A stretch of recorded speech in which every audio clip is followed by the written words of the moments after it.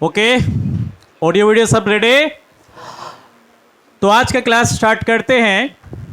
और आज का हेडिंग बहुत ज़बरदस्त है और ये बिहार बोर्ड के एग्ज़ाम के लिए काफ़ी इंपॉर्टेंट पॉइंट्स है जो हमेशा आता रहता है। और 5 के नंबर के सवाल के लिए तो काफ़ी इंपॉर्टेंट है बच्चों, इसलिए इस पॉइंट को जरा बढ़िया से देखो। हम ज़्यादा पॉइंट्स नहीं लिखाएंगे, इतने लिखाएंगे कि अभी अभी आप वीडियो देखोगे आपको ये याद हो जाएगी।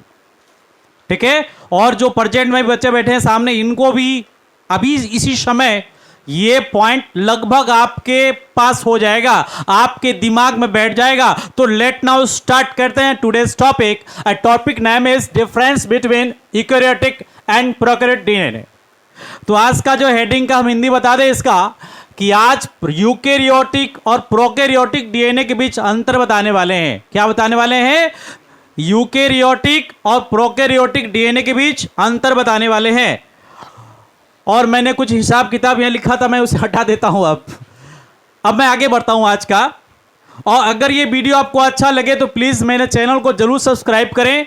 और मेरा ये चैनल का आपका नेम आपको दिखाई पड़ रहा होगा, साथ वीडियो आ रही होगा तो फिर वहां पे ये ऑटोमेटिक सब्सक्राइब बटन आ रहा होगा तो वहां कर दें, नहीं तो ये ढूंढ कर जरूर कर दें आपके पास। तो हम चलते हैं आज के मेन पॉइंट पढ़ने के लिए।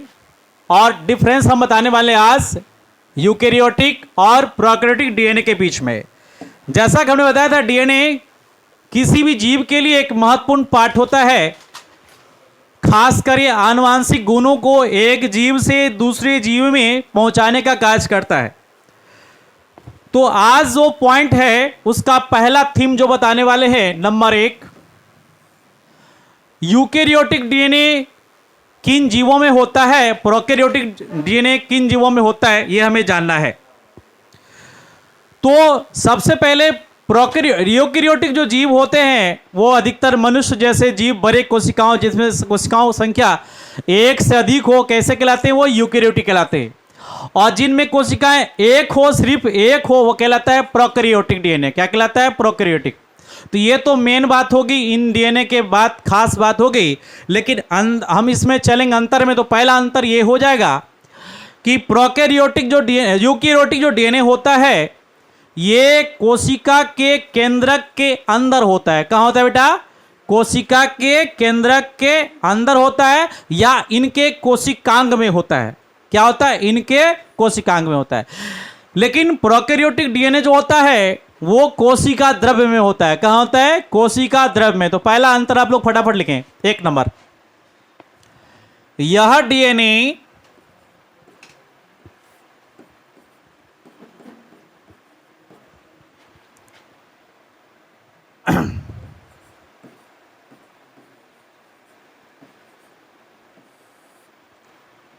केंद्रक के अंदर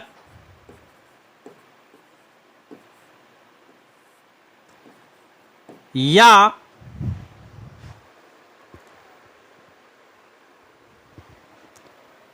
कोशिकांगों में होता है।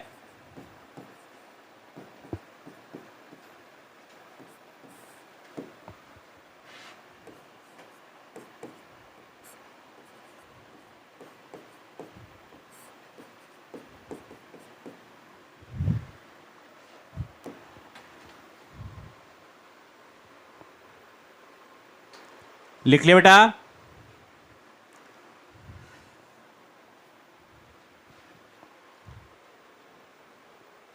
लिख लिया? यह डीएनए केंद्रक के अंदर या कोशिकांगों में होता है। क्लियर? अब दूसरा जो चलेंगे, यह डीएनए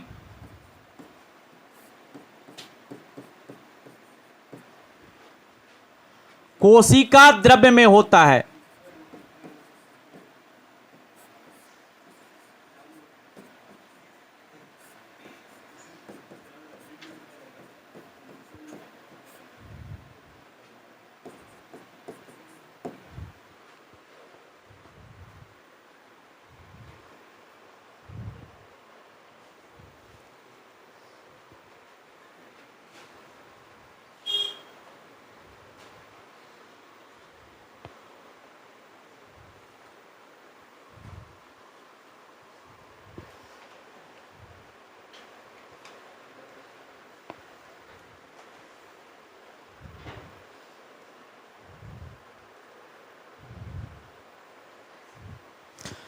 तो आपने पहला अंतर यहां लिख लिया।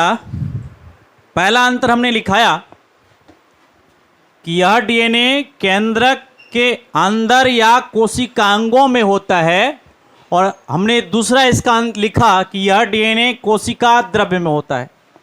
तो कोशिकांग क्या हो गया? ये आपका कोशिका हो गया। तो कोशिका के अंदर आपको क्या प्राप्त होता है? केंद्रक प्राप्त होता है। और भी जैसे कि माइटोकॉन्ड्रिया, अगर पौधों की बात करें तो क्लोरोप्लास्ट, पौधों में क्या होता है? क्लोरोप्लास्ट। तो या तो वो केंद्रक में होगा बेटा, किस में होगा? केंद्रक में या कोशिकांगों में। अगर ये क्लोरोप्लास्ट है, अगर ये पौधे की कोशिका है तो कहलाएगा ये क्लोरोप्लास्ट। क्या कहलाएगा? क्लोरोप्लास्ट। तो इसको क्लोरोप्लास्ट डीएनए कहेंगे। क्या कहेंगे? Chloroplast DNA. और अगर यदि ये माइटोकॉन्ड्रिया में होगा तो इसे बोलेंगे माइटोकॉन्ड्रिया डीएनए। यहां लिखने का जगह नहीं है, मैं नहीं लिखूंगा, छोड़ दूंगा, सिर्फ बता देता हूं। तो ये क्या हो जाएगा? Mitochondria DNA. हम एम लिखते हैं, एम डीएनए, माइटोकॉन्ड्रिया डीएनए। तो एक होता है क्लोरोप्लास्ट डीएनए और दूसरा क्या होता है? Mitochondria DNA. तो अब जो है हम आगे समझते हैं।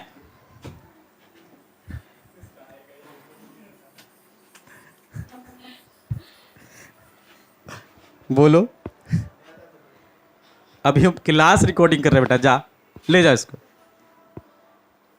जाओ मम्मी पास जाओ।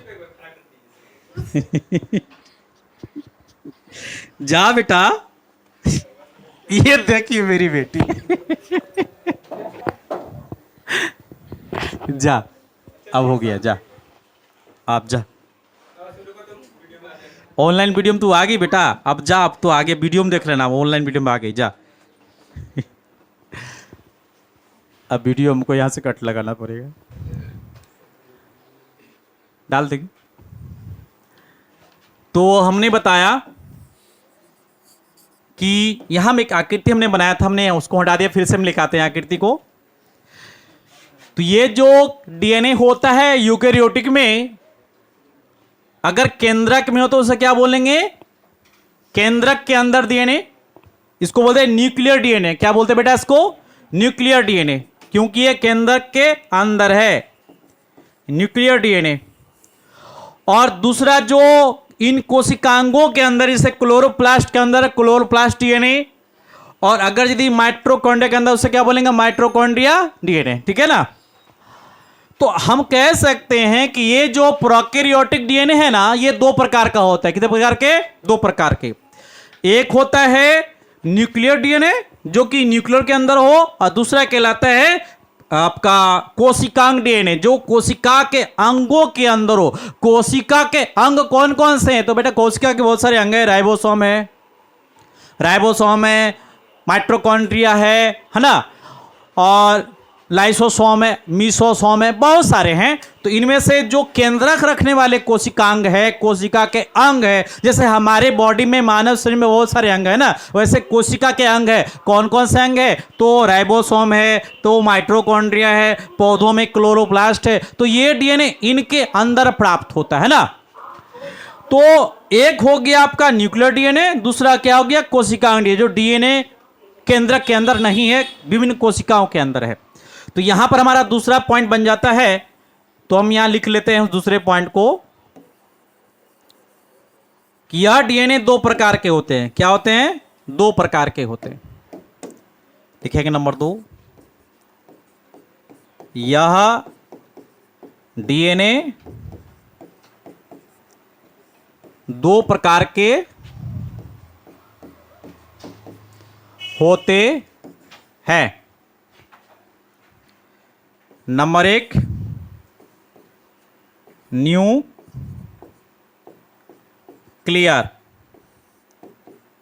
न्यूक्लियर डीएनए, और दूसरा कोशिकांग डीएनए।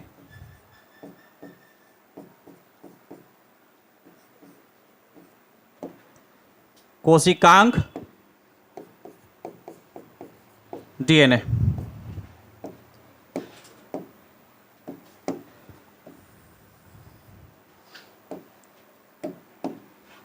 एक हो गया न्यूक्लियर डीएनए, दूसरा क्या हो गया कोशिकांग डीएनए। यह भी डीएनए दो प्रकार का होता है, यह भी डीएनए दो प्रकार का होता है जो गुणसूत्र के आधार पे होता है। क्या होता है? गुणसूत्र के आधार पे। एक को बोलते हैं प्रोक्रोमोसोमल डीएनए, दूसरा बोलते हैं एक्स्ट्रा क्रोमोसोमल डीएनए। तो यह डीएनए भी दो प्रकार का होता है, यह डीएनए भी दो प्रकार का होता है। नंबर 1 लिखेंगे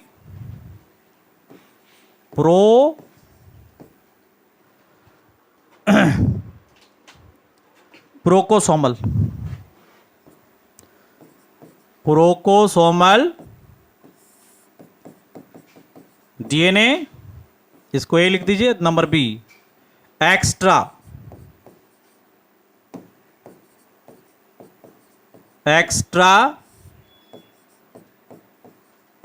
क्रोमोसोमल डीएनए।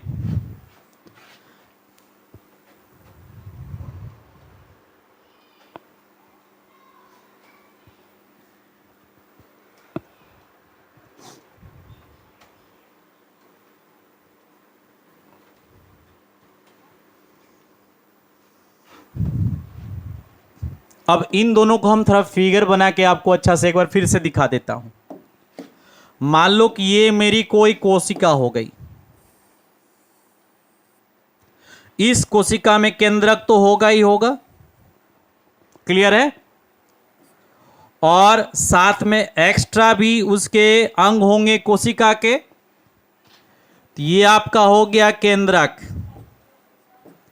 ये आपका क्या हो गया केंद्रक, ये आपका हो गया क्लोरोप्लास्ट, और ये से मान लेते हैं माइटोकॉन्ड्रिया,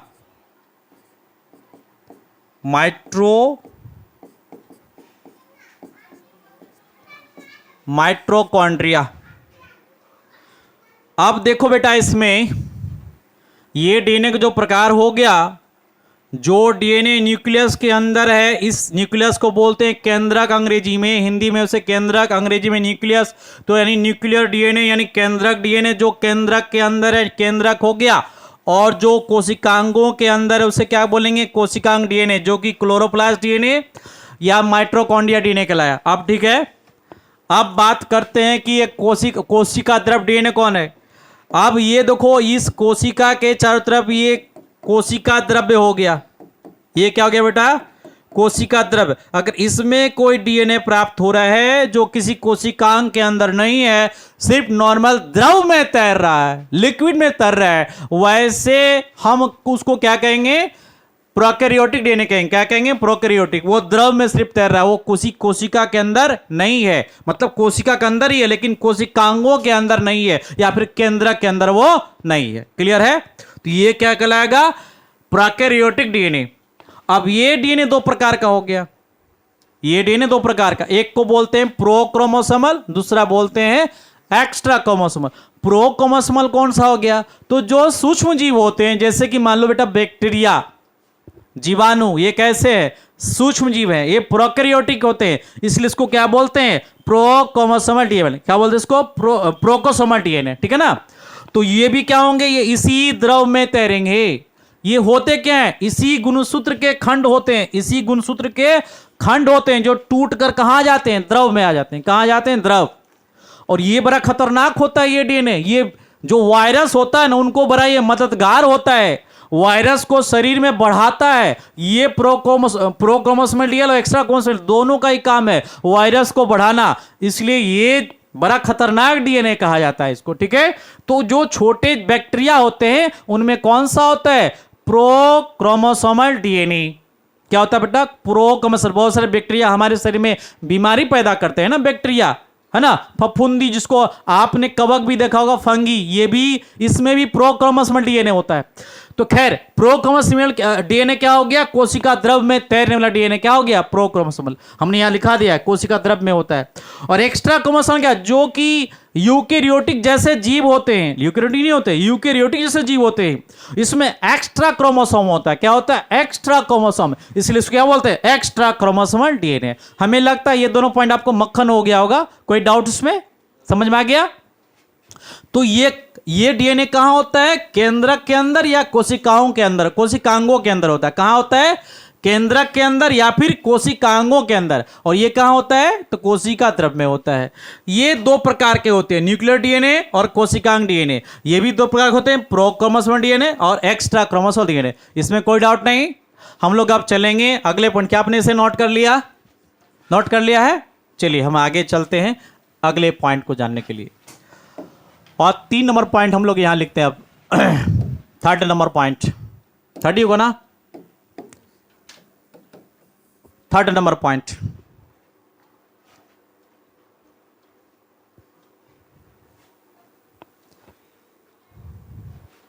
अब देखिए बेटा, बताते हैं इसमें ये जो यूकेरियोटिक डीएनए है, इसकी वजन है अपना, इसका अपना वेट है, और इसके वेट को हम पिकोग्राम के द्वारा तौलते हैं, वजन करते हैं। कौन सा, पिकोग्राम। यहां मैं लिख दूं, कौन सा ग्राम बेटा, पिकोग्राम। अब आपके दिमाग में नहीं आया होगा सर पिकोग्राम क्या होता है, उसे भी बता दीजिए। क्वेश्चन मार्क तो बनता है बेटा। आपके दिमाग में अभी सवाल आ गया होगा और बन गया होगा, आपका सवाल बन गया, हम उत्तर भी दे दें यहां से फटाफट कि पिकोग्राम क्या हुआ। तो पिकोग्राम जो है, अगर 1 ग्राम की बात करें, 1 ग्राम की, तो 1 ग्राम को 1/10⁻12 से अगर डिवाइड कर दें, आप देखो कितना छोटा ग्राम होता है पिकोग्राम। अगर 1 ग्राम को, ये 1 ग्राम बराबर हो गया 1 पिकोग्राम, सॉरी 1 पिकोग्राम हो गया, हमने पी लिख दिया यहां पर, 1 पिकोग्राम हो गया। 1 ग्राम को हमने कितने से भाग डिवाइड किया, 10⁻12 से, तो ये क्या हो गया, 1 पिकोग्राम हो गया। यानी 1 पिकोग्राम को इतनी बड़ी संख्या से हमें क्या करना है, यानी 1 ग्राम को हम इतनी बड़ी संख्या से डिवाइड करेंगे तो हमको क्या मिलेगा, 1 पिकोग्राम मिलेगा। क्या मिलेगा बेटा, 1 पिकोग्राम। तो आप समझ सकते हो पिकोग्राम कितना छोटा संख्या हो गया।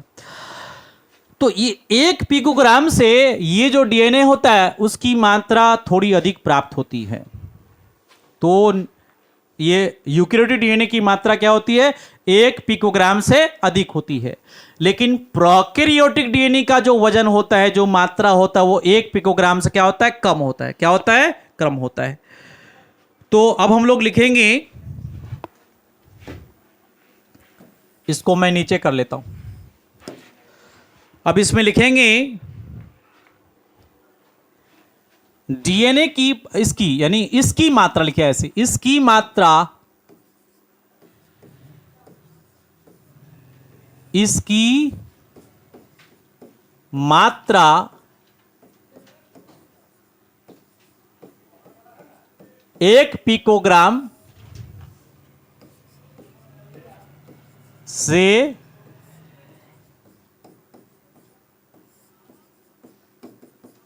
कम होती है।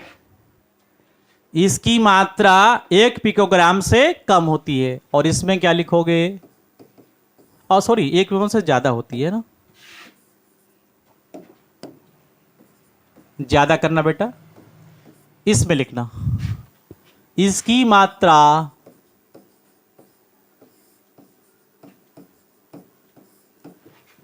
1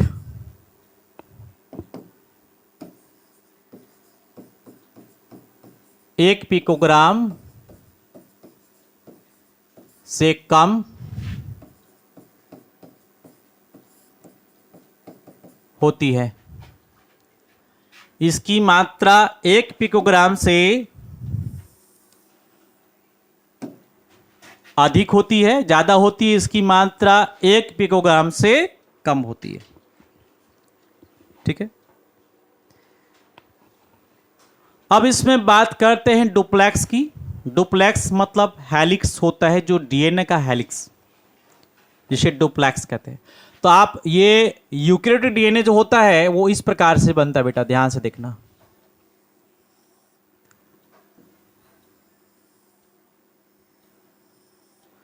इसमें 2 हेलिक्स लगे हैं, एक ये।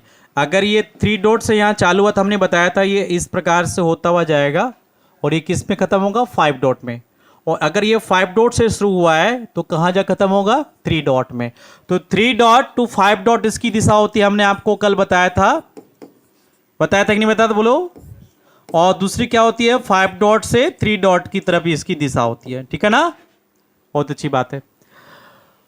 तो अभी हम एक बात आपको समझा रहे थे कि ये जो यूकेरियोटिक डीएनए होता है ये डुप्लेक्स वाला होता है। कितना, डबल डुप्लेक्स वाला होता है। क्या बोलेंगे, डबल डुप्लेक्स या ज्यादा डुप्लेक्स वाला होता है, या बोलेंगे 2 डुप्लेक्स वाला होता है।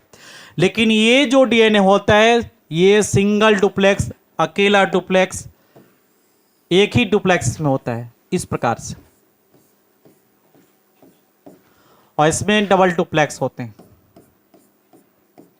क्या अंतर आपको मिल गया, अंतर मिल गया ये। तो आप इसका आप लिखेंगे यह डीएनए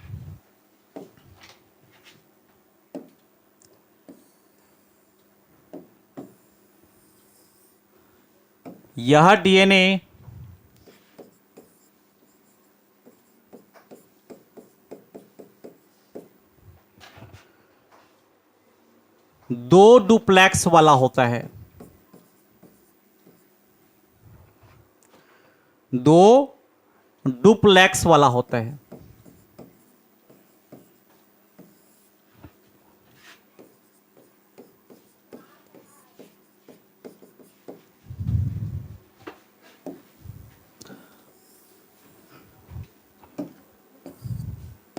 और इसमें क्या हो जाएगा,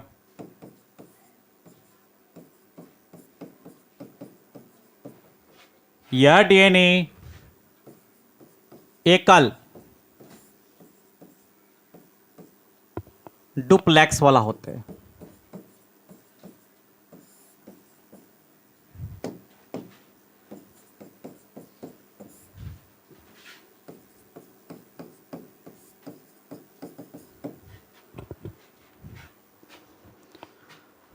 तो यह डीएनए 2 डुप्लेक्स वाला होता है, यह डीएनए एकल डुप्लेक्स वाला होता है।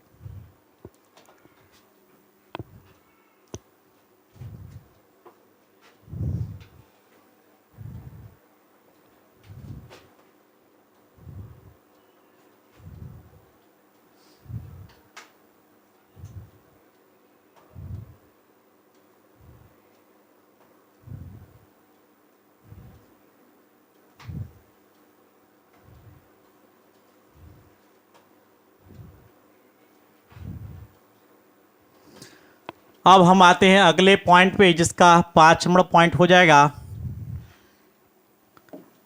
अभी तक 4 पॉइंट हमने कर दिए, क्लियर कर दिए ना। अब हम किस में चलेंगे बेटा, गर्मी काफ़ी अधिक है, पसीने तो आएंगे। तो 5 नंबर पॉइंट हो जाएगा। हमने इसकी मात्रा बताई थी बेटा कि 1 पिकोग्राम से ज़्यादा होती है, इसकी मात्रा बताई थी कि 1 पिकोग्राम से ये कम होता है। तो 1 पिकोग्राम से जो ज़्यादा होता है यह कई मिलियन क्षार युग्मों वाला होता है। क्या होता है, कई मिलियन क्षार युग्मों वाला होता है। और इसकी मात्रा जब कम हो जाएगी तो यह कम क्षार मिलियन वाला हो जाएगा, यानी इसकी मात्रा भी कम हो जाएगी, संख्या भी तो कम हो जाएगी।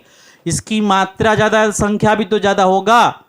तो इसका अंतर क्या क्या साफ निकला, तो यह कह सकते हैं कि यह डीएनए कई मिलियन क्षार युग्मों वाला होता है और यह कम मिलियन क्षार युग्मों वाला होता है, कम मिलियन क्षार युग्म वाला होता है। यह कई है तो उसमें क्या लगा देंगे, कम। कई के स्थान में क्या लगा देंगे, कम। जैसा भी लिखते हैं अब कि यह डीएनए कई मिलियन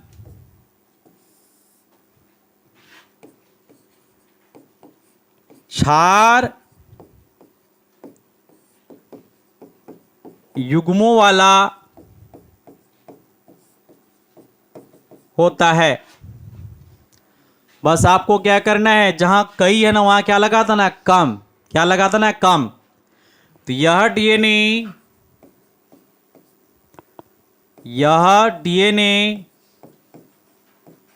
कम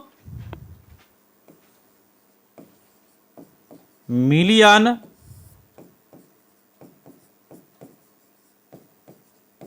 क्षार युग्मों वाला होता है।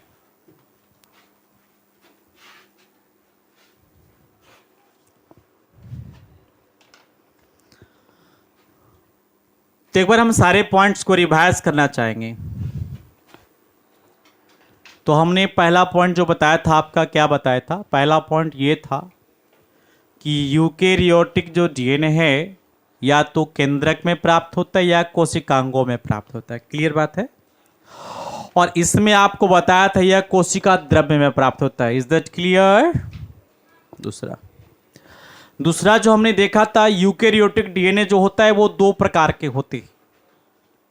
ठीक है, एक बोला था न्यूक्लियर डीएनए, क्योंकि ये केंद्रक के अंदर प्राप्त होता है, और दूसरा कोशिकांग डीएनए यानी केंद्रक के आसपास जो कोशिका के अंग होते हैं उनके अंदर ये प्राप्त होता है। तो कोशिकांग डीएनए दो प्रकार का हो गया। फिर आपको बताया कि ये जो प्रोकैरियोटिक डीएनए ये भी दो प्रकार के होते हैं गुणसूत्रों के आधार पर। कौन कौन से होते हैं? तो एक कहलाता है प्रोक्रोमोसोमल डीएनए, दूसरा कहलाता है extra chromosomal DNA. Prochromosomal DNA bacteria में होता है, उसमें पाया जाता है, लेकिन एक्स्ट्रा क्रोमोसोमल डीएनए जो होता है ये थोड़े बड़े विकसित जीवों में प्राप्त होता है। ये कैसे डीएनए है? तो गुणसूत्रों के टूटने से, ब्रेक होने से प्राप्त होता है। If the chromosomal break, they have to find out extra chromosomal and prochromosomal DNA. Okay, अब हम लोग दो अंतर तो क्लियर कर चुके हैं, तीसरा में आते हैं। तीसरा में हम इसकी मात्रा को बताएंगे। तो यूकेरियोटिक डीएनए होता है वो 1 पिकोग्राम से ज्यादा वाला होता है, तो प्रोकैरियोटिक क्या होता है? 1 पिकोग्राम से कम वाला होता है इसकी मात्रा। चौथा जो अंतर हो जाएगा वो कि इसमें कई मिलियन क्षार युग्म होते हैं और इसमें कम मिलियन क्षार युग्म होते हैं। पांचवा हमने ऊपर नीचे कर दिया, कोई दिक्कत नहीं है। पांचवा हम ये कह देते हैं कि यह 2 डुप्लेक्स वाला होता है, ये एकल डुप्लेक्स वाला। क्या आपको 5 अंतर यहां कंप्लीट हो गए बेटा? आगे चलें तो आगे हम चलते हैं। अब ये छठे अंतर में, पांचवा हो जाएगा ना बेटा, छठा हो गया। तो इसमें इंट्रॉन्स पाया जाता। आप बोलेंगे सर इंट्रॉन्स क्या होता है? I don't understand what is introns. हम समझाते हैं इंट्रॉन्स क्या होता है। इंट्रॉन्स प्रोटीन बनाने के लिए उपयोगी होता है। कौन चीज? प्रोटीन। जिन जीवों में इंट्रॉन्स है अर्थात वे प्रोटीन का संश्लेषण करते हैं, प्रोटीन को सिंथेलाइज करते हैं। ठीक है, तो इसमें क्या होता है? अभी इंट्रॉन्स समझ गए हो कि इंट्रॉन्स क्या है? तो प्रोटीन बनाने का एक इंपॉर्टेंट फैक्टर क्या कहलाता है बेटा? इंट्रॉन्स। आप समझ गए होंगे। कोई आपसे पूछे बेटा इंट्रॉन्स क्या होता था, बता देंगे कि प्रोटीन बनाने के लिए इंपॉर्टेंट फैक्टर है, इंपॉर्टेंट चीज है इंट्रॉन्स। अगर ना हो तो प्रोटीन्स नहीं बनेंगे। अर्थात इंट्रॉन्स क्या एक एंजाइम है। इंट्रॉन्स क्या एक एंजाइम है। तो अभी यहां क्या कहते हैं, इसमें क्या होता है? इंट्रॉन्स होता है। इसमें या फिर इनमें इंट्रॉन्स उपस्थित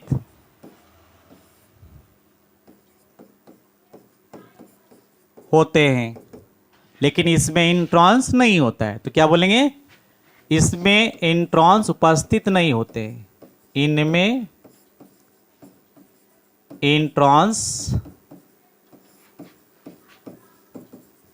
उपस्थित नहीं होते हैं। क्लियर है? आप फटाफट नोट कर ले।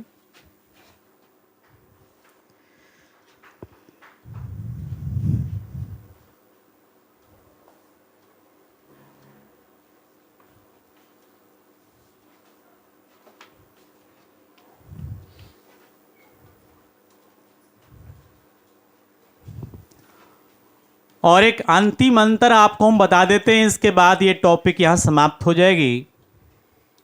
तो जो यूकेरियोटिक डीएनए होते हैं बेटा, या तो वो केंद्रक के अंदर है या फिर वो कोशिकांगों के अंदर है। लेकिन ये जो प्रोकैरियोटिक है वो सीधा कहाँ है, कोशिका द्रव्य में है। तो एक अंतर फ्रेश आपको मिल जाता है कि ये जो यूकेरियोटिक डीएनए है इनका सीधा संपर्क कोशिका द्रव्य से नहीं होता है, क्योंकि अंदर में तो कहां से होगा। लेकिन प्रोकैरियोटिक कहां पर है, कोशिका द्रव्य में तो ही डूबे हुए हैं, तो इसका सीधा कंसल्ट कहां से है, कोशिका द्रव्य से, क्योंकि उसी में डूबे पड़े हैं, उसी में धंसे हैं। तो सीधा हम बोलेंगे, लास्ट अंतर बन जाता है कि इनका सीधा संपर्क, इनका सीधा संपर्क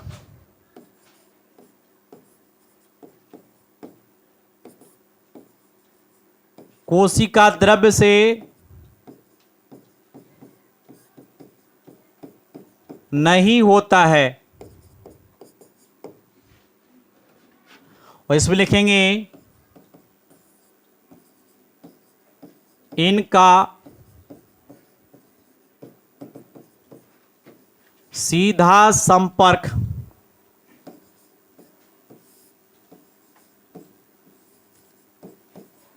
कोशिका द्रव्य से होता है।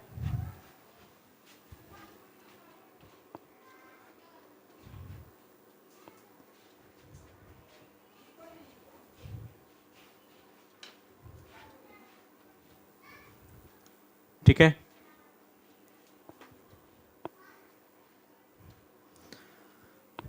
ठीक है बेटा।